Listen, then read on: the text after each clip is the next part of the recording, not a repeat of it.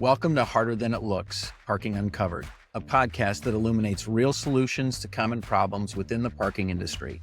I'm your host, Brian Wolff, CEO of Parker Technology, and in each episode, I'll introduce you to real parking pros that will bring their own tips, tricks, and best practices to manage what we all know is harder than it looks, parking a car. Okay, on the show today is Keith B. Jones, the executive chairman and owner of Ace Parking. Founded in 1950, Ace is the largest and most prestigious family-owned and operated parking and mobility company in North America. Keith has led the corporate strategy, operations, and moral compass for Ace Parking for over 2 decades, including the firm's expansion and emergence as the nation's premier parking and mobility company, founded on technological innovations, extreme customer service values, and a strong, purposeful internal company culture. Keith is responsible for the strategic and creative vision of the company, along with ensuring the company's growth and profitability. Keith is obviously passionate about honoring and improving his family's business for Ace's clients and valued team members. Keith has been recognized and honored by the National Parking Association as a key leader in the parking industry because of his extreme energy. I can vouch for this, to be 100% focused and dedicated on building the most reliable parking and mobility firm in North America. Keith believes strongly in being an active member of Ace's community, serving in various distinguished organizations, including past chairman and current director of the Downtown Partnership, director of the Regional Chamber of Commerce, Economic Development Corporation, Police Foundation, Herb Hospital, Cal Private Bank, Teach for America, STG&E, CAC. You'll have to tell me about that one, Keith. And is an active member of the Young Presidents Organization, YPO. Keith additionally served as director at Father Joe's Villages and is actively involved in the campaign to end chronic homelessness. Under his direction, Ace is an active member of the Urban Land Institute, the Building Owners and Managers Association, better known as BOMA, and the Hotel Motel Association and the National Parking Association, obviously, as we talked about before. Keith and Ace have contributed to numerous charitable organizations through their Park for Pink cause, including Sisters Network, Inc., American Cancer Society, Alzheimer's Association, Lymphoma and Leukemia Society, Susan G. Komen, and the Swedish Medical Foundation. You can tell he's busy, and they've been really active there in San Diego and other places. And finally, to top it all off, Keith graduated from New York University. Keith, welcome to Harder Than It Looks. Hey, thanks so much, Brian. I appreciate the opportunity to talk with you. Yeah, that was, you've done a lot in 20 years as leadership, but obviously you probably were in the trenches well before that. Well, it's interesting. Ace is certainly a family business, and for better or for worse, I'm the last of the active family members that's here, but hopefully that'll mature and progress as time goes on. But really, it's something that my grandmother and grandfather started in 1950 as my grandfather got out of the Navy out in sunny Southern California and didn't have necessarily the means to, have a thriving business, but they came up here in the parking industry out of a thought that they had some pieces of land and kind of a shady area of San Diego, if you will, and couldn't get the financing to build an office building or a hotel, which he would love to do. So in the interim, he started to, charge 25 cents a day to park on that dirt lot and the like. And my grandmother came up with the name Ace because it was at the beginning of the phone book. That was the thought there. Yeah, that's perfect. So I don't know, you probably don't know this, but are you familiar with every time you hear a bell, an angel gets its wings? Yeah, sure. Okay. All right. Well, every time I mention your name, you probably have a little ring in your ears because whenever I'm talking to somebody outside of parking, I tell them that one of the best things about parking is that you've got these family business, these 100-year-old family businesses that were started by grandfathers and great-grandfathers. And those families are sort of the centerpiece of each of the cities, right? So it's the Jones family in San Diego. It's the Zaritskis in Philadelphia. It's the Poyers in St. Louis. And it's just incredible, these 100-year-old, really durable businesses that have continued to thrive through all of the changes. So congratulations for that, for sure. Well, I appreciate it. It's funny, at the National Parking Association Winter Leadership Meetings just took place in the beginning of February, and Mr. Zaritsky Sr. was there, and he had a moment to speak, and I wrote down what he said. He said, in Philadelphia, the Parkway name means something. And he meant that with all sincerity and all pureness of honesty and integrity. And it really was meaning that, like, not an ego thing. It was about, no, we're part of the fabric of the community. We've grown up with it. And there's a responsibility to give back and be part of be part of the solution of it. So I take that and think, okay, that's saying it to much is given, much is expected. So same kind of concept, but that's great. Yeah, that's fantastic. Okay, so I jumped the gun a little bit, but what I like to do with my guests is I like to hand them the mic, tell them they can go back as far as they want to go, and tell us sort of your story. So for you sort of grew up in the parking business, so maybe just go back and just give us a flavor for what it looked like, what the young Keith Jones looked like, and then how he got to be where he is today. So the mic is yours. Tell us your story. Well, I was one of those kids that always loved to be around parking and this whole concept of customer service. And, the classic thing at 6, 7 years old, and I'd ask my dad to bring home cones from the office and from operations, and I'd set them up in the backyard, and you'd have this and, all this make believe and pretend things. And so I always kind of loved that. And that parlayed into wanting to act like I was in a fast food lane where I was actually the person taking the order and having the cash register and those elements. But then fast forward to some of my first time working in the parking operations, which was, really learning about event parking. And so it was with the NFL and Major League Baseball. And out in San Diego, there used to be a stadium called Jack Murphy Stadium that became Qualcomm. And yeah, sure. Since it's kind of have been repurposed, and now the San Diego State University is there. But I remember being there and being of that, 10 years old, even, and being out in the parking lot and being with one of those nice orange flag that was moving people with the vests and things. And at one point, one of the police officers in their patrol cars because this is a huge parking lot. It was one of the biggest in the country that handled the stadium. And the police officer came over and got our manager on the radio, and they were talking in a hubnub. And it was basically the police officer was questioning what was this child labor going on within the parking lot, and how could Ace Parking be, employing someone of this, and also, the life safety issue and the likes. And so fast forward, we ended up having to get special insurance so that I could continue working in that parking lot. We literally had to go to Lloyd's of London in order to get special rider coverage, because it was a city contract that could cover and make the city okay, make the police department okay, make our insurance okay. Just so young Keith Jones could be out in the parking lot learning about, how to go about doing that. But I loved it. I loved all the elements of it. I loved working with, coworkers. I loved, the fans. I loved even the ones that were, aggressive.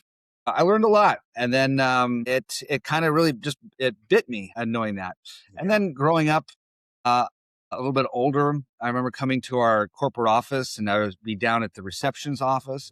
And I remember one day an angry customer came to the office. I mean, this was in the 80s. And they said, I want to speak to the owner of this business, and I am very upset. My car was towed. And, receptionist is there trying to help navigate this customer and calming them down and trying to help troubleshoot. And they didn't pay. And so they're like, well, I'm very sorry. The owner's, not here, but we'll take your name. We'll get you your car back. All the stuff about customer, resolving that. Yeah. And in pure innocent form, little Keith said, no, my dad's here. He's right upstairs. He's here. We'll get him. The customer was like, you're lying to me now. And anyways, those great stories about understanding about, the customer experience and handling, emotional customers and people. And then I really went away to college in New York City, and I ended up going to college in New York City, being from Southern California, because the Yankees and the Padres played each other in the World Series. And I was, a young kid, and I'm going, I could live in this big city all by myself at 18 years old. So I went out there. It was one of the greatest things of my life, and that whole experience, and really taught me about how to show up and do the right things do what you're supposed to do, be accountable, because there is no campus at NYU. It's just a sprawling urban campus. And so at 18 years old, you're going from your apartment or dorm room and looking up an address to where this class is going to be. And there's every temptation in the world that you could possibly want to get yourself in trouble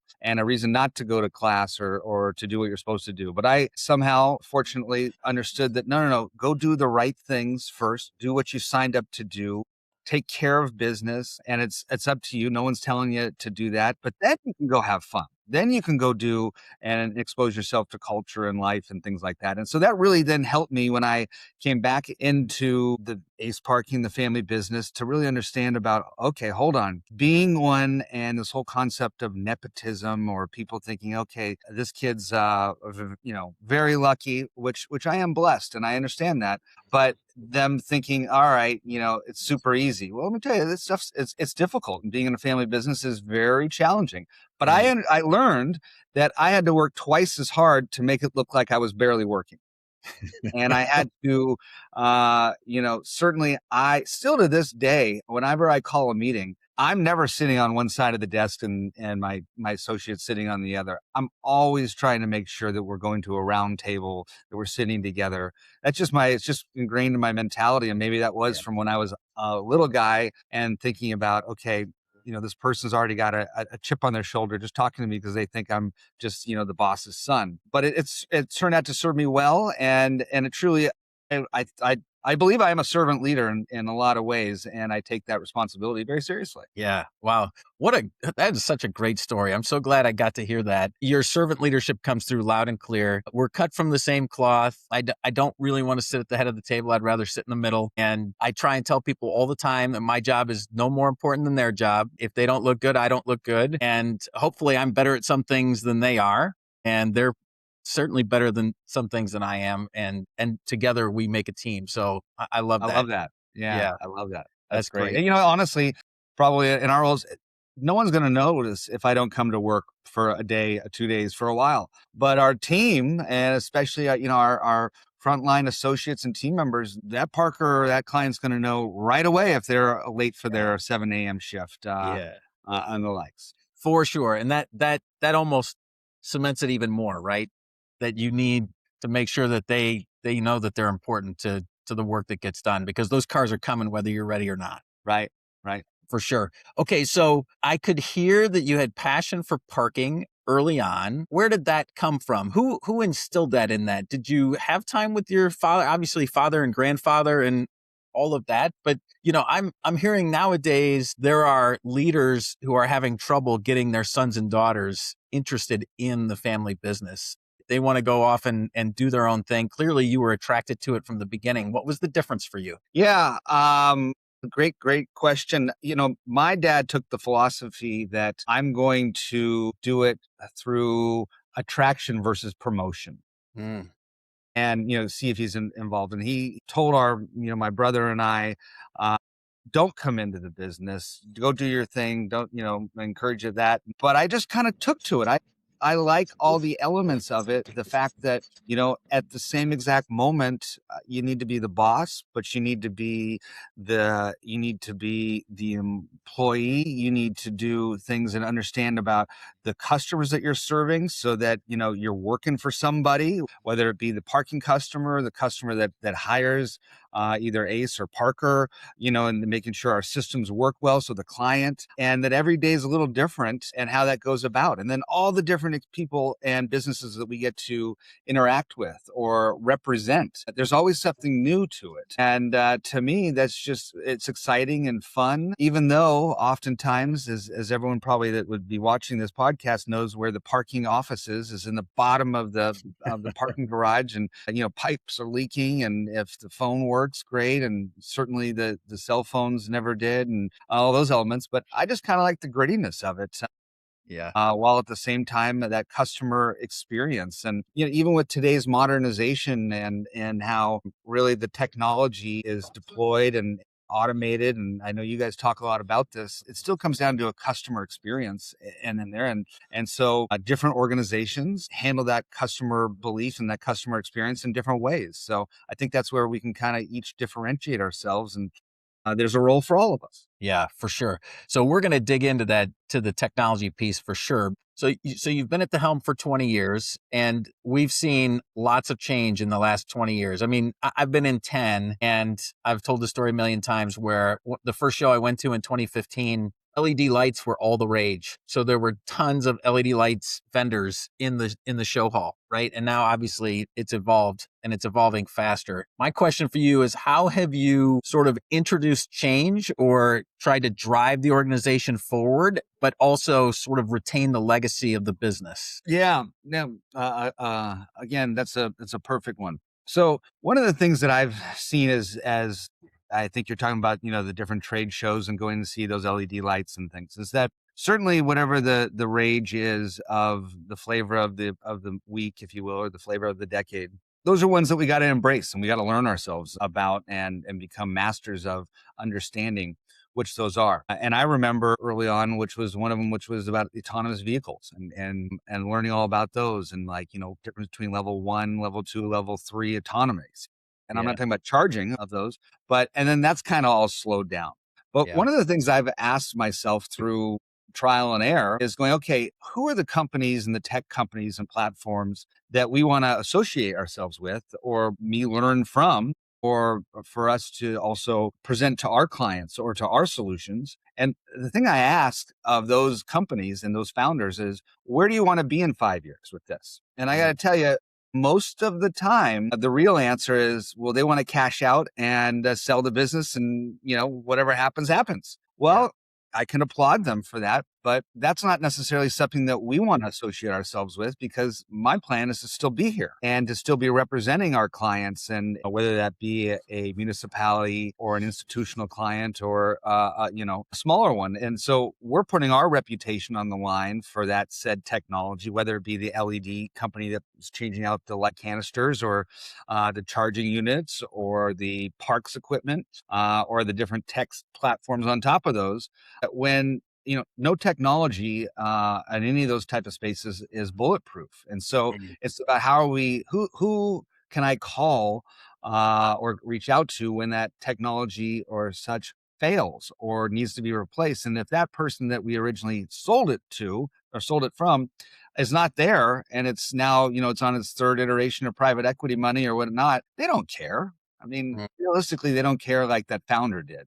And so I have a hard time presenting those solutions if that founder that's they're pushing, say at NPA or IMPI, is like, yeah, in 5 years, I don't want to be here. I'm Mhm. sell this stuff. So it's interesting on that whole kind of tech platform and what that represents. And if you look back, pre-COVID, I know COVID changed a lot of things, but there were been hundreds of different tech solutions, which have all been really cool. And it's great to learn about these things. And all those people are good people, generally speaking. It's just not the long-term solution that are products that we want to help bring forth that we can rely on for the long term. Yeah. Okay. So you're leading me, which is good. You're leading me right into sort of the next batch of questions around, in your backgrounder, you talked about long road play.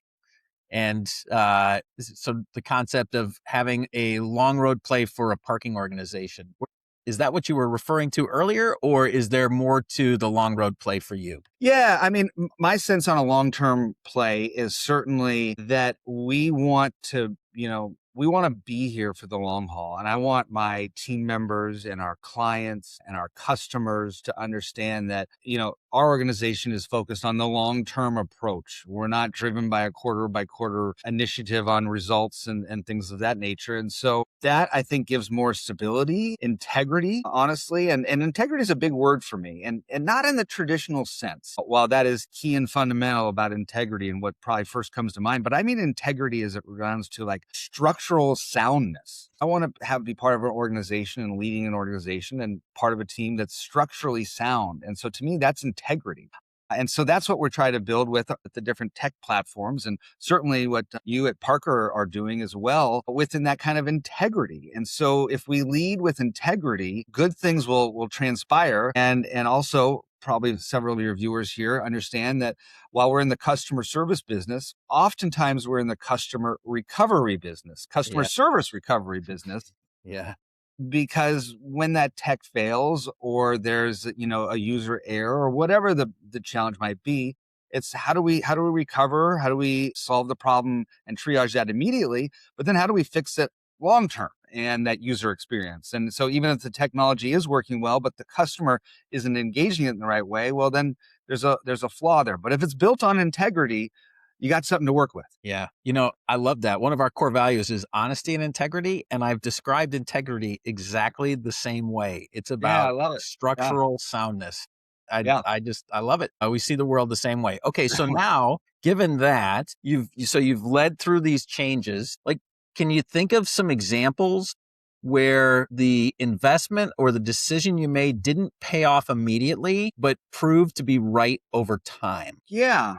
I would say I remember back in the early 2000s, and some of the different markets we were in, we had the old, stuff payment machines where you literally roll up the dollar bills or the Yeah. coins and just shove them in the box. And there just wasn't, well, that was like the main form of payment. And I'm thinking to myself, well, this is, when I go buy a cup of coffee or when I, go out to various things, this is so old school. And like, that's just kind of the parking industry. And so I convinced some of my team to reallocate some resources, some budget money. And we went and bought some old time, now I call them old time. At that point, they were new, pay on foot machines and these lots. There wasn't really the volume Mhm. to handle and to have a payback on these. And this is when these machines were $75,000 or so. I mean, big ticket items at that point. And at first,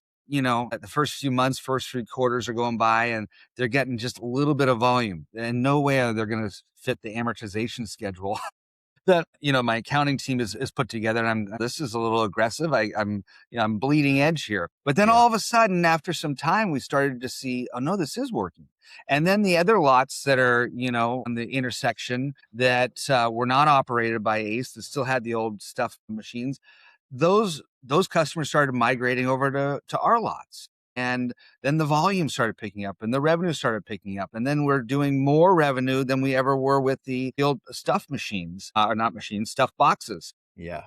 And then it started just compounding on itself. And obviously, we all know kind of how the world's transpired, and especially in the parking world. That's the new norm. And now we don't even need to buy these machines anymore. That's QR code, app based, all Google Pay and the likes. And so, but I remember that in the beginning, questioning, going, holy moly, I just bought these huge things. This is not going to work out. Kind of scratching my head, but it's slowly started to. Yeah, that's great. Okay, so for me, that's a great story about having patience but persistence in the face of, I think it's going to work out. I'm going to trust my gut, right? And so, how do you give your teams the grace or the ability to have patience, but also sort of stick to a strategic discipline around, we're headed in the right direction and we're moving, even though we're moving fast, we may not be moving fast enough. Huh. That's another good question. I think you need to create a company culture that it's okay to fail, right? Mm. It's okay to fail. But as long as, and again, we get back to that integrity standpoint.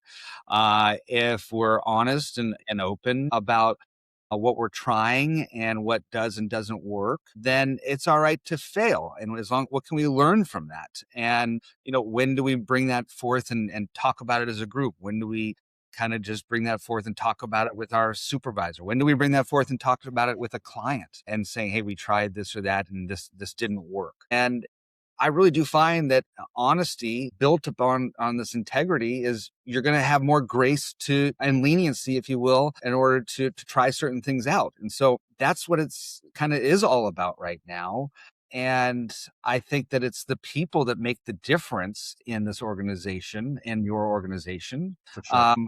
And so we are completely embraced technology in the modern times. Completely. To me, that's table stakes. But the real differentiator is the people that are behind the technology. I always use the analogy of, I love cars, I love sports, I love, all those classic things. But it's one thing to buy a Ferrari, but and it's a great piece of machinery, technology and all this. But if you don't know how to actually drive it, Yeah. not very good. And you might end up actually breaking it, but you're certainly not utilizing its full resources or horsepower. I think the same thing with the technology. And so I see a lot of different organizations, whether they be directly in the parking industry, which what we're talking about, but outside as well, that are, that are deploying technology, but they're not necessarily training their folks about how to use the technology, how to access the data. It's one thing that we have oodles and mounds of data, and they can present it. They can present it to the municipality or the client.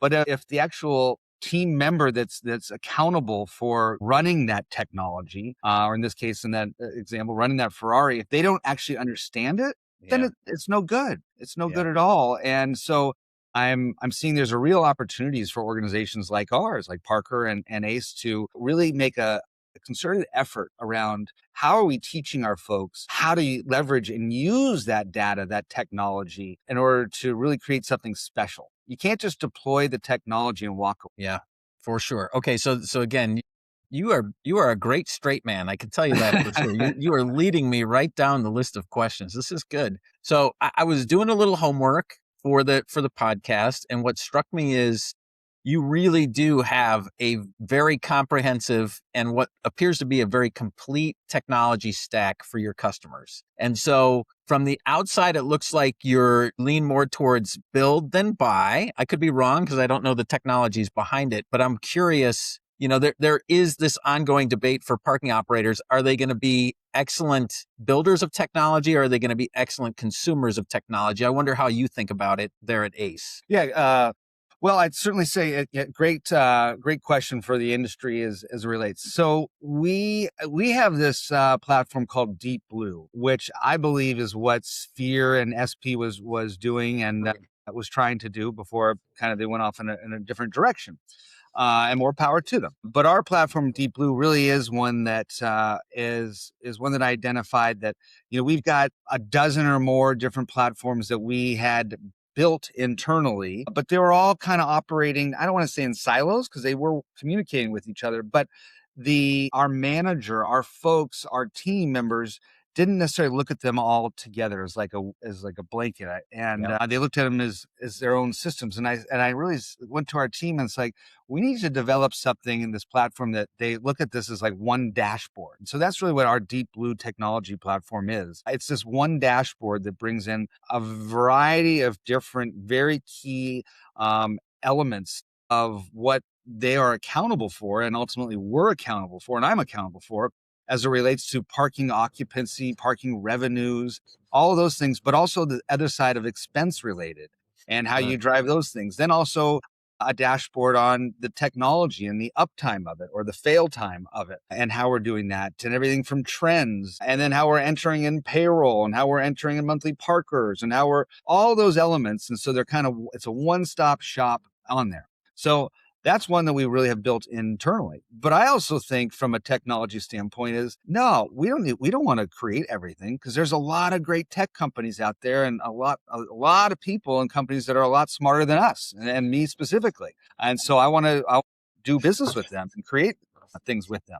And so what I believe is that, I like to look at key ACE operations and key ACE locations as almost a laboratory.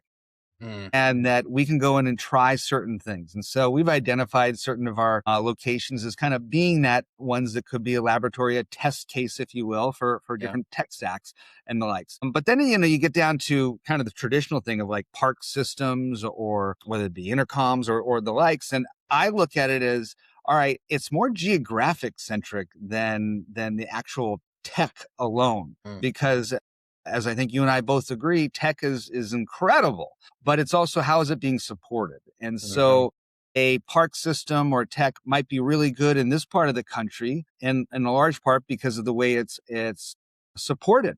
But in this part of the country, I would not recommend going that way, even if it's the same type of application it would be deployed in, because it just is not going to be supported in the same way. And no matter, I'd say the same thing about my company. I bet you would too. No matter how good we think we are, at the end of the day, if I can't support something, I'm going to make a different recommendation, maybe away from my business, to go and help a client or a city or whoever we're helping advise. And so it's kind of that mix, a long story or a long answer from a standpoint of, we believe in developing things internally that we think is special and the differentiator and what we're trying to achieve.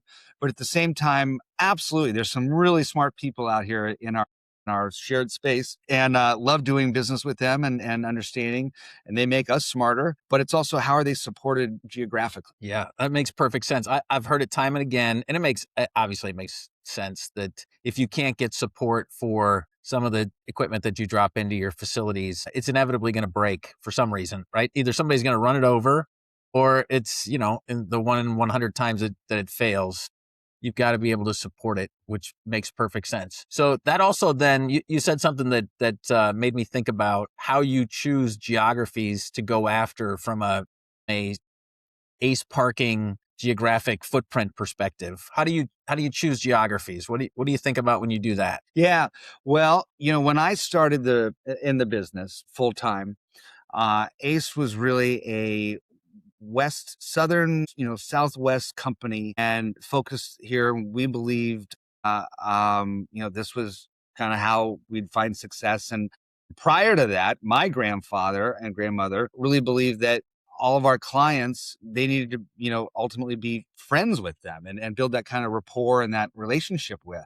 And so it was certainly much smaller of a space that they operated in geographically. And then I saw coming in around the commercial real estate world that there was some great like brokerage firms. So I'm saying, like, people that are either doing management or selling of properties, these asset managements.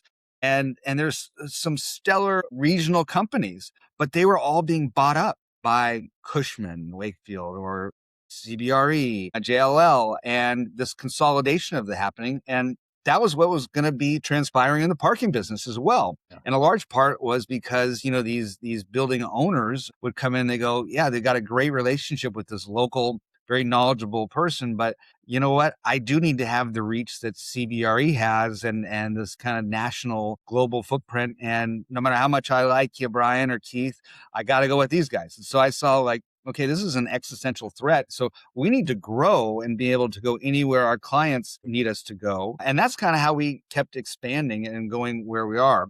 And then also being honest with them and going, okay, I can be here and help you manage and set this up, but I know a really good parking company, whether it even be the ones of, the SP or whoever, to come in and say, let's hire them. We'll help you asset manage and the likes, but down on the boots on the ground, let's do this way. And then transpires. But I we really did grow during my tenure because I saw what was happening in the commercial real estate space and going, you either can be at the table or be on the menu. Yeah, I'll bet you say that a lot, but that may come up later.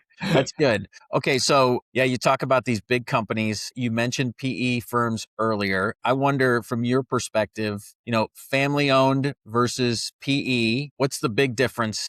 How do you think about running your business differently as a family owned business versus perhaps a PE run business? Yeah. Well, like my brother-in-law lives in New York City, is part of a great PE firm. My sister-in-law as well. If you knew them and you knew their companies, you'd go, okay, these guys are the big leagues. Yeah. So I have a lot of respect and view into this, but I believe strongly of not being part of that game and that motif, and that is a differentiator. And first and foremost, it's a differentiator for our team members, those that are believing in working for and with ACE. Because honestly, firms, and when you get into that kind of that race, oftentimes they're going to tell you, well, this is your new priority, and it's not necessarily your core business, and that you need to react to that because they do hold the purse strings and the likes. And so it can be very, very distracting, yeah. As well as maybe, concerning from a standpoint of, I'm a regional VP and now I'm being told to do this. Not really in my bailiwick or wheelhouse, but I need to do it. And so I need to go get, a bunch of ghost kitchens or what like, and this, and we all know how that worked out, and the likes. But, that's the classic example, within that. And so I think PE firms are very smart, but oftentimes they're not aligned with what our core values are as a privately held company, and that ultimately what we promise our clients that we will deliver on and what we'll focus on. And so I'm very proud that our division presidents, our leaders within my organization at no time are distracted on quarterly private equity meetings that we have to then answer to the man or woman that is, put out big bucks for that. And that they're not focused at all on actually how you supporting the business, how you making it better, how you taking care of your team members and your clients. And so, because they're trying to keep the business afloat and keep that going. So I think it's a really competitive advantage. Now, the disadvantages are maybe you're not as hard charging as it relates to, okay, we're going to put this new technology platform out and we're going to get, 5 million new subscribers within this many quarters. And we're going to go. And it's that technology. What do I call it? I call it like technology at any cost or deployment at any cost, meaning there's going to be some casualties along the way. Listen, maybe that is going to work for certain clients and applications and markets, but I know it's certainly not going to work everywhere when you just deploy technology at any cost, which I see some in our industry doing. And I think, again, they'll find some success and it'll also create more success for companies like your and mine and others out there. Yeah. Yeah, that's good. So it's go at all costs versus slow and steady wins the race. Right. The tortoise and the hare and that kind of world, to migrate just a little bit. I had this concept around like Tomorrowland, right? So think the Jetsons, think about what Walt Disney envisioned, in the late 40s and when he was creating Disneyland and this whole concept of Tomorrowland. Yeah. And Tomorrowland is when we can deploy that technology. We'll just use the parking world since we're talking about it, but we can deploy that technology and it works great, right? Your spacely sprockets are all coming out and you're the Jetsons world and everything is interconnected and there's not different cords that are connecting this and that. It's all there and it works. It works seamlessly and it works 100% of the time. That's a beautiful world. I want to live there. Yeah. But we're not there. We're not in Tomorrowland yet. And I look at where we are as a society and a thing in 3 parts. The third part is Tomorrowland. The first part is today. The second part is tomorrow. So you've got today, tomorrow, and Tomorrowland. Where we need to be focused on at Parker and at ACE and others is how are we solving the actual world of tomorrow with our point being towards Tomorrowland. But if we're just going to deploy technology that works only in Tomorrowland, that customer that's operating in the world of today and a little bit of tomorrow is going to be very, very frustrated because it's not bulletproof. This technology isn't always there. There's also many times that the user doesn't know how to integrate, interact with said technology that works great in that world of Tomorrowland. And so it's our job as service providers, whether it be on pure tech or pure people and operators, whatever it might be, is how do we bridge that gap from today to tomorrow and to Tomorrowland? And, the world of tomorrow is actually very messy. It's not super clean. It's the world of tomorrow is your at-home desk computer that's got 15 different wires connected to help your iPhone, your iPad into the wall, and your clock's still blinking in the background and all that good stuff. And so that's the world of tomorrow. But that's when we're having to solve and make sure that the things do work, that we are collecting all the revenue from, a parking operation, that we're trying to provide a good customer experience. And so that's where you really do need people that are solutions providers to help handle the world of tomorrow for the parking customer as we're on the road and on the journey to Tomorrowland. Yeah, no, that's really good. I have that must be a Keith Jonesism because I haven't heard the 3 phases. I love it. You're right. The parking operators have a lot of pressure around gaps because my 80-year-old in-laws are not probably going to do very well with scan to pay or shooting a QR code or something like that, right? In fact, they'd probably rather pay with cash. They can probably manage a credit card, but you got that. And then you've got, your daughter or your kids and my kids who wouldn't leave their phone unless their life even if their life depended on it. And so they're totally fine to navigate the whole world with their phone. And you as an operator have to capture all of those customers, and it gets really tough. It does. And then you get into this whole concept around the social side of these things. And so the social side being of okay, data privacy, right? And I live in the crazy world of California, and God help our whole world and country. But as California goes, sometimes the rest of the country goes. And out here, they're very, very protective and progressive on this whole data privacy element. And so, a lot of different operators now, or the likes of technology, are saying, hey, come join our platform, and then you're going to have a seamless experience when you come into said parking operation or facility, which I like. I mean, I'm all in. But how often really is a customer that is just ones that's going around life, are they really parking in a facility that's run by Parker or by Ace? Okay, average on a yearly basis, I'd say no more than 10 times, and that's a lot. Right. Yeah. Now you have your customers that are repeating this. I'm not talking about those, but these other ones, they don't really want to sign up and be a member of your platform and things, Yeah. because what I'm finding out in California really is there's a lot of uneasiness about, I don't really want you to have my credit card if I'm only going to be using this thing for 5 or 10 times a year. Yeah, it sounds good, but truthfully, it would be. I'm okay with it. I'd like you to have it, but a lot of people do not want that. Yeah. And I think the tide of regulation and things is moving to a place of, again, you need to opt out, you have to opt in, not opt out Yeah. of said thing. So, you have this world about today, tomorrow, and Tomorrowland, and what the technology can actually do in service. But then you also have the social side of it, of today, tomorrow, and Tomorrowland, of what do you and I want as the customer, and what do we want said companies like Parker or Ace or others to have information of mine. Yeah, for sure. Okay, well, so again, your segues are perfect. Let's talk about the thing that everybody's talking about now. And you threw out in your backgrounder the big question of, what does pure AI do to the customer and the client experience? So I'm curious to get your take on AI and how it's going to change the customer and the customer experience. Yeah. Well, first and foremost, I'm going to say it's going to enhance it. It's going to enhance it. So it's a net benefit. And we're certainly embracing it and seeing it from a standpoint of, how does it help the overall customer journey? How does it help the managers that work with Ace? How does it help them to be more efficient? How does it help bring them forth? What do we need to be focusing on, and the likes? But at the same time, I don't know about you, but some of the biggest companies in the world that I'm interacting with and you're interacting with, and I'm not going to meaning to hit on Ticketmaster or whatnot, but I'll give that example. I took my son to a game at the LA Kings hockey up in LA this weekend. And we were, trying to access our tickets and the like, and I was having some trouble doing this. And probably like you, I'm pretty darn good with these things. I'm good with this, but I needed to get someone live on the phone. And I mean, it's, all AI generated, and you're yelling at the phone going, no, I didn't mean sandwich. I meant, can someone please help me in this? And so you just get in this loop in the thing, and you're getting so frustrated. Yeah.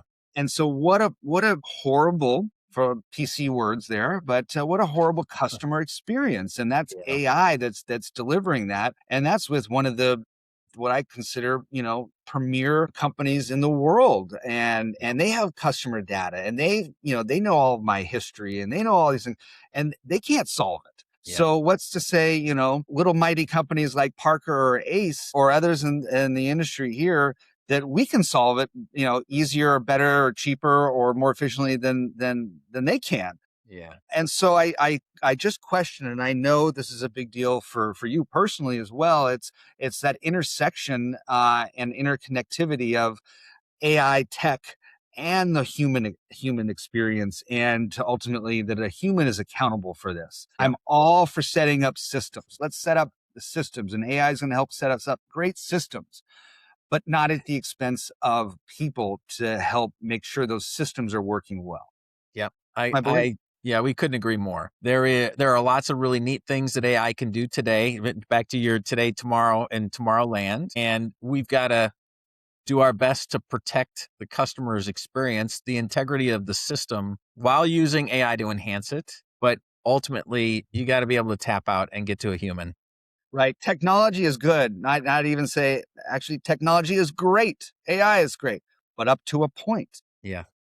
And especially in this real world scenario where you've got, 5 cars backed up, one exit lane, and you get one person that, whether it's a system error or a user error, it's about how we quickly resolving that so that maybe that car or customer that's right behind them can use the world of Tomorrowland and have no problem getting out using AI, and they're all good. But if the person in front of them can't quite use it, well, then it ruins everything for everyone. Yeah, no doubt. No doubt. Okay, so you've clearly built ACE around a culture of extreme customer experience. And as we begin to infuse these autonomous systems into it, how do you protect the customer experience and the company's culture? Because the company, obviously, we're all trying to drive autonomous systems in from a labor savings perspective in a lot of ways, right? Right. Or an efficiency perspective. How do you balance that with the company culture? Yeah, well, I certainly want all of my team to know that, we're not deploying AI to get rid of people. It was interesting just yesterday in the Wall Street Journal talking about the CEO of a company that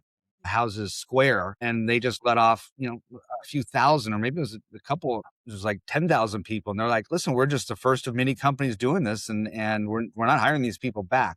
It certainly creates a lot of scare tactics, say, within an organization and the culture, whether it be the correct thing to do or not, and correct being from a shareholder standpoint or correct from a user experience or the likes. But it's protecting the company culture. Yeah. But at the same time, what are we delivering for our clients and our parking customers? And how is that experience really enhanced? And I don't think technology and customer service are one and the same. They certainly are woven together and benefit one another. But if you look at them exclusively individually and only deploy one, then the other one, it's to its detriment within that. And so, we really do look at this on a case by case basis as how we build out and operate in that world of tomorrow and said parking operation and the likes. And so I think it's about, the deployment of the application said with whatever agency or customer and client that we're representing, and the type of experience that we need and we're charged with creating. So that's kind of there. I don't think there's one stop shop. So you've got this melding of technology with the company culture. Look out 5 or 10 years, and what separates the organizations that survive and thrive from the ones that disappear, given that? Yeah, that's a great question. And I'm sure in your role at Parker, you think a lot about this as well, because, right, we are charged with handling our organizations and the individuals that count on us to deliver a paycheck to them and a livelihood so they can put food on their table and pay rent and provide a good livelihood for uh, a life for their family. It's very important. That's really what that does keep me up, as thinking about, okay, what's the place of ACE or others there. And I would be a firm believer that it's more difficult right now than any time in the last 100 years to figure out what is the next 5 years. What are the things that we need to be embracing from a technological standpoint? Where do we need to be investing? And that is really going to be the differentiators on, do you survive or thrive, or are you done? And do I have the exact answer for that? No. And if I did, I'm not sure if I would say it, but I do. But the truth be told is, I don't think any of us have the exact answer. Yeah. Some of us are more bullish and saying, no, this is where it's going. And you know what? That's no different than the last 100 years of certain other things. And you have people that are firm believers and they manifest the future, or they believe in it so much that they're skewed and their judgment is off. But Yeah. what I think that we have to do is be nimble, and we have to be willing to pivot as organizations. And so, yes, let's keep our North Star for what we're trying to do, all of us collectively in this industry, because I want each of us to not just survive, but thrive. Yeah. But we need to be able to be nimble to knowing, okay, this technology really is working well, and we really can pull back some of the human element of this from a standpoint of being more efficient from a cost perspective or enhancing the customer experience. But at the same time, we need to be honest and saying, where is it not working and where do we need to pivot there? And so I think it's those that will thrive that over the next 5 years can consistently ask ourselves, what's working, what's not. And those companies that are do it, not to bring it full circle here, but it's ones that are built on integrity. Yeah. And so that you've got that strong foundation. I'm a big music guy, and Bob Dylan in the song Forever Young talks about maybe have a strong foundation when the winds change shift. And so that's exactly what we need to be doing. And so I in no way am smart enough to do that alone, but I've tried to amass the right team. And I mean, everyone from every level of the organization, I encourage to give feedback and be proactive on going, okay, what are you seeing? What's working? What's not working? Yeah. From as simple as any kind of example to the complex ones where I go, slow down, say that again. Yeah. That's really good. I like it will be the organizations that are nimble, that can make decisions quick, and then back to your point about pivoting, I could not agree more. And And the all challenge there people. too, Brian, is like going back to the private equity kind of conversation. It's is those companies that, within the private equity game, heck, Mm, maybe they're going to have someone in those private equity firms that are there, and they're going to show them something that I wouldn't be exposed to. But I would say the history be told, and patterns do repeat themselves. That those ones are not. They're so distracted on this yeah. other element that they're not really able to focus on what's that core business and being nimble there. So. Yeah. No, that makes perfect sense. Okay. So I'll just shift just a little bit to the left or the right, depending on how you look at it. In your bio, you talked about being the moral compass of ACE. And so it's not a phrase you hear a lot from executives. I mean, obviously it's implicit, but people aren't necessarily talking about being the moral compass. What does that responsibility mean for you? Yeah, well, it means to carry yourself, in a good light and do the right things. I kind of put it back to early in my marriage. I was taught a lesson. My wife and I were taught a lesson by a couple that had several years more experience than we did. And they said, when you leave your house in the morning, you each go off and do your life and do your things. Carry yourself in such a way that if your wife was looking over, or your husband was looking over your shoulder, they would be very proud of how you handled yourself. Yeah. And I'm not talking about being holier than thou or anything like that. Believe me, we all are human. We all have our faults and things. But I mean, just handle yourself. Again, maybe it's back to this word with integrity, Yeah. and try to do the right things and own up when you fall short. It's the same way probably, Brian, you and I are trying to raise our kids and the way we're trying to be there. And so I kind of translated that into the business side because it's a family business and going, okay, how do we want to hold ourselves here and be seen within there? And we're human. So I recognize that. And I just think it's super important. And that helps set the tone of what we're trying to do. And then also, for those that are within our organizations that maybe are falling short of that, maybe in a moment in time or whatnot, it's more authentic to be able to correct that and to speak with authority on saying, hey, that doesn't quite gel with what the expectations are for all of us around. Yeah. No, that's good. That's really good. I appreciate that. Setting the direction from the top for sure. All right. Well, I would not be able to let you get away without at least touching on some of your civic leadership. I mean, you've done a lot. So tell me how you choose where to get involved, and then how does that then sort of transfuse your leadership style back at ACE? Yeah. Well, I like to be involved first and foremost. My grandfather always told me, don't ever criticize something Mm, or, speak negatively, say, whether it be about, a city policy or something, or you're upset within the community, if you don't have a better solution to offer. And so it kind of, it tempers you to go, okay, well, maybe I won't speak up on this, even though it kind of mm, upsets me or anything, because I don't have a better solution. So where I chose to try to get involved with was where areas where I said, hey, there's an opportunity to maybe correct something or enhance something. And here's a methodology or a organization to be part of to try to help enhance it or make it better and the likes. And so I looked at those for ones that could actually help not just my business, but say our customers and clients, and those ones to be involved with is where I try to spend my time that can overall enhance for our customers and clients. And then from a pure community standpoint, with our Park for Pink program, this is a program where we take in the month of October a portion of our parking proceeds and donate them to various charitable causes.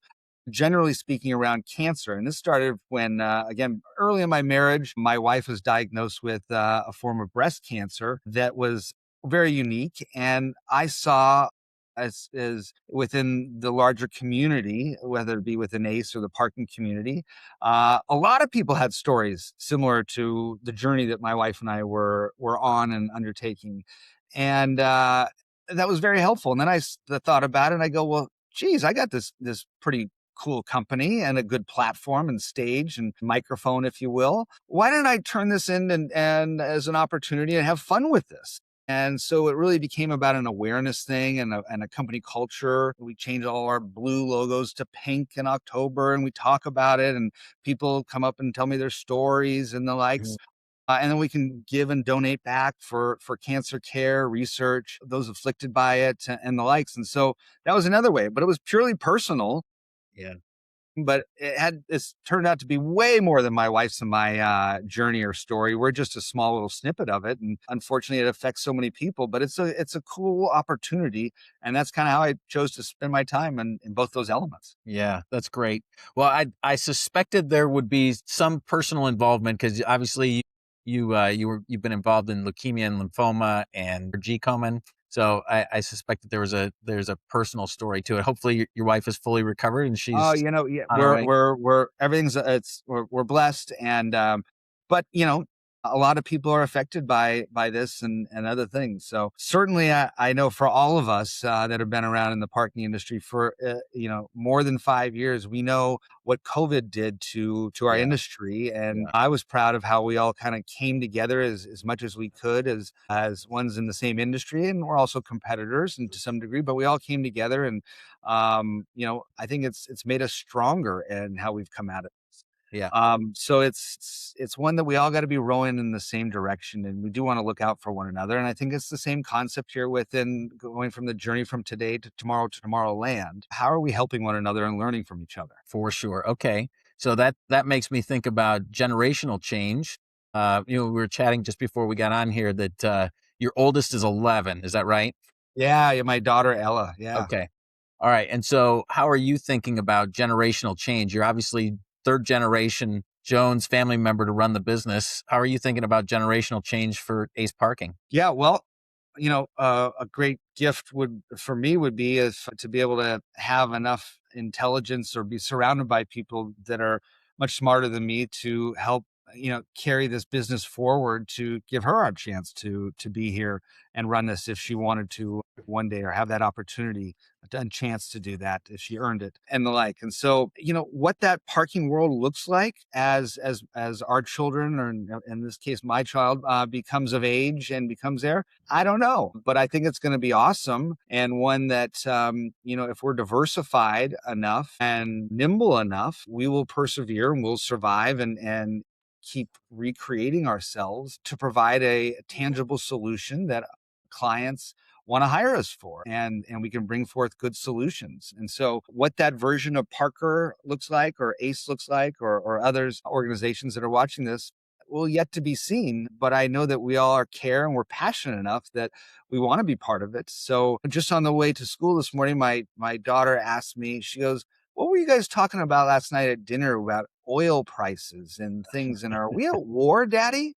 And, you kind of pause and take a step back and how much do you want to expose someone at that age to this whole concept of what's going on, say in the Middle East. And you don't really want to, you want to help let them carry on in as much blissfulness, but at the same Sure. time, be authentic. And the world, I truly do believe that we all want to be around technology in the future, is, we can get along and coexist and actually enhance the world and the like. And so that's what we want to be part of. And I know, Brian, that's true to your cloth and core. And so same here. Yeah, for sure. Okay. So before we hit the lightning round, I have to ask you, is there anything that I haven't asked you about that you'd No, I mean, it certainly is in this industry harder than it looks. I was actually just to use your pun, but I was with Mark Bauman a little while ago. He was a former CEO of SP Plus, and I consider him a friend in a lot of ways. And he had an interesting journey at SP Plus, and in his spare time now, he was kind of talking about we were talking about banking relationships and audits and a lot of just dry numbers things about compliance and the likes. And he was laughing at the said that, he'd be working with, you know, said bank or said audit firm. They're like, "Oh, you're just in parking? Oh, this will be easy. This will be easy. A great, easy relationship. I'll just say that." And they always come back and they're like, "Holy moly, this is complicated. The number of things you guys touch and the variables and where it is and how this goes together and all the exceptions and this and that and from a lease abstract to this and so it's a lot harder than it looks, right?" Yeah, it's a lot harder than it looks. And it's a lot of fun to turn the lights up just a little bit on somebody who is parking ignorant, right? Like I come across people all the time where I tell them what I do and I tell them about parking, how complicated it is. And invariably, 1 out of 2 will send me a note back and say, "Okay, I can't stop seeing parking now because now I understand what you mean." I'm like, it's just a super complex, really rich business to be in. And it takes real grit. It takes real determination to be a parking professional because we pretty much get ignored unless something goes wrong. That's right. We're like the IRS or the dentist. Like you don't want to come deal with the parking side of things. So I often joke that in one of our parking lots, I'm going to set up an IRS mailbox and a dentist pass through just to get all three of them all out of the way at the same time. Yeah, that's funny. That's good.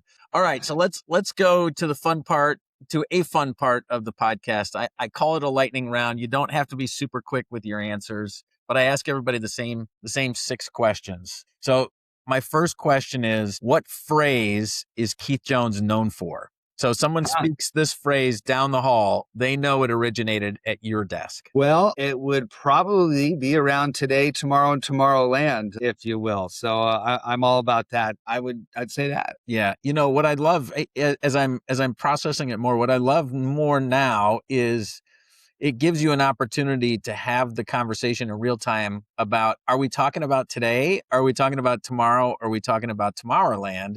And it gives you a quick way, a sort of a dictionary, if you will, to get in the right frame of mind, right? Are we talking about trying to solve a problem 2 years from now, or is it today? Right. And I would imagine that's massively helpful during conversations to get everybody on the same page just around timeframes, if nothing else. I totally concur, and that's often how we use it and the likes. So yeah, that's great. We need to solve all three of them. You really do. Yep, we really do. Okay, good answer. Great answer. So the next question is, what's the hardest thing you've ever done in your life? I would say, well, from a professional standpoint, I would think losing an account where it came down to politics, not necessarily or not at all on performance. And it's not the economics of it for me. Or for the organization, it's losing that account and then having to talk to my team about it and either separating from those team members or putting them getting them an opportunity to work or be part of different parts of our organization or locations. But those ones where they kind of question going, "Well, what happened? I thought we were doing everything right." Those ones are really, really tough. But, and I'm Parker and others, we operate in spaces that oftentimes are very political, and for a variety of different reasons, things can come down like that. And so the toughest ones for me is losing an account that I know that we're performing on and our team is doing a great job, but it comes down to just politics, and then having to hold our head up high and saying, "Okay, keep doing what we're doing because it wasn't wrong. It didn't work in this setting for things beyond our control." Yeah. Okay. So that might have been the answer to my next question, which then I'll give you an opportunity to go back and give me a personal example of the hardest thing. So my third question is, what's the hardest thing about your parking job? Now, it could be losing an account for sure. Is there something else that's really hard about your parking job? I think turning off turning the brain off and trying to be present, or certain times, when I'm with our various different leaders, our managers, how do I connect and be authentic in a way that can be one that's personable, not always going back to, "Okay, yeah, but let's talk about that parking side of things." Yeah. That's always fun to talk shop in this, but so how do I turn that part off and connect from a human element? Yeah. And some of my favorite mentors in life, those that I've met or those that I've just read about, are ones that truly do have an impact, because people don't remember what you said, what you looked like, but they remember how you made them feel or how they felt Yeah. around you. Yeah. And so I think that's a big one. And so you don't always want to be just monoptic or one-sided and always just be about the work side of things. Yep. You want to be well-rounded. So I think that's, how do I turn off that and embrace everything else? I love it. That's great. Good answer. Okay, so now I'm going to give you a magic wand. You can wave your magic wand and fix anything in parking. What would it be? Well, I would certainly say, how do we have a very frictionless parking experience? That's what I would Mm, love. This concept about a true frictionless parking experience, and I think you would too. yeah. And so how does that work? And how do we, and we're very close as an industry to this. We really are, to a great frictionless parking experience. But the challenge and the real headwinds is not going to be with what we can solve directly, or what we can do as an industry. It has to do with all the infrastructure Yeah. that exists out there. And this is trillions and trillions of dollars Yep. about, municipalities and the likes, about how do we get the infrastructure to a place that we can truly have a great frictionless parking experience, one around the last mile experience, and being there. And yes, we can control with what's in our little cocoon that is our parking operations, our parking facilities that we're accountable for, but it kind of then it broadens out. And so, I'd love to live and work in that world of Tomorrowland. I think that would be so much fun. And think about then what we could focus on and experience and do. Yeah. And so that's the magic wand I'd like to have. And frankly, I just like both of us to be alive when that time happens. Me too. I that would be great. Let's do that. Okay. How about you? If you had a magic wand, what would you create You or know, fix? I think my go-to answer is back to the parking ignorant people. I really would like to get our parking professionals a little respect. I think people don't understand how hard these jobs are. And I think they think we're simpletons when in fact if they just spent a day with us, they would understand that there's a lot more complexity going on behind the scenes. I think they'd have a little bit more grace for us. They would show us a little more grace, and they would have a little more respect for us, because it is a lot harder than it looks. I love it. Sometimes when I'm just messing around and teasing with folks maybe I've never met, or I'm just meeting for the first time, and they go, "Oh yeah, what do you do?" And I go, "Oh, I just park cars for a living. Don't worry about me," because I'm going, like no respect. It's okay, but I'm not letting them know I'm what the kind of business that we're running and doing. But Yeah. so I love it. Yeah, me too. I love to deadpan. I'm in parking. And they're like, "What? You're in parking? You're a valet?" And I'm like, "No, no, never mind." Not even that good. Yep, Yeah. not even that good. So, okay, so when you're not parking cars, what do you do for fun? Yeah, well, my wife and I are parents of three great kids. Love to travel with them, give them experiences, take them, and showing them different parts of the world, if you will. Yeah. And then personally, my big thing is I love music. So going to see music, play music, but I'm an old soul when it comes to music. So the Stones, Bob Dylan, Van Morrison. I mean, I've seen each of those people more than 150 times each in concert. So, that's a little bit of a passion for me within this. But then the last one that's a real look into Keith Jones here is that I am a raging introvert in an extrovert Mm. role. And so a good downtime for me and to recharge my battery is really important, because I feel like I'm proficient in my role as being an extrovert, but in the core, I'm an introvert. Huh, that's interesting. Okay, so what was the last best concert you were at? Van Morrison last week in San Francisco. Brown Eyed Girl, There you go. my Yeah. my wife's and my theme song for sure. All right. It's beautiful. Love it. Beautiful. Okay, so then last question in the lightning round is, what are you most proud of? I am, well, in a course addition to my family Sure. and that experience and the faith that I have in that. I am most proud of my team and the organization. But I purposely didn't say, my company. I Yeah. meant the team and Yeah. what they are able to do and produce for their team members and the crew that work for them, and then the clients that trust them to carry out and said perform duties. So I really am. I'm most proud of my team and the kind of leaders that they are, and the way that they're servant leaders and passionate about it. So that's what I'm most proud of. Yeah, that's good. It takes a team for sure. Yeah. It takes a team, and I can tell the way you speak about them. I can say you're being your word authentic, which is great. Yeah. But it was so great having the conversation with you. We could go on for hours. So maybe I'll come to California sometime and we can spend some time. I don't know, listening to music. I'll There you find a go, Brian. concert out there and we'll come out there. It would be great. Well, I really appreciate your kindness, your generosity, and then I'll just say on behalf of the industry, I appreciate your passion for what you do within these podcasts and what you do at Parker Technology, and you truly are a thought leader in this space. And so, thank you for being one of the good guys and for what you do. And I wish you a great year ahead and many blessings and good health for you and your family. Yeah, I appreciate that very much. Thank you, Keith. Thanks again for your time, and I hope to see you soon. Thank you very much. God bless. That's a wrap on this episode of Harder Than It Looks, Parking Uncovered, presented by Parker Technology. Please leave us a review if you liked what you heard. Make sure you tune in next month as we continue to uncover tips, tricks, and best practices to manage what we all know is harder than it looks, parking a car. Bye for now.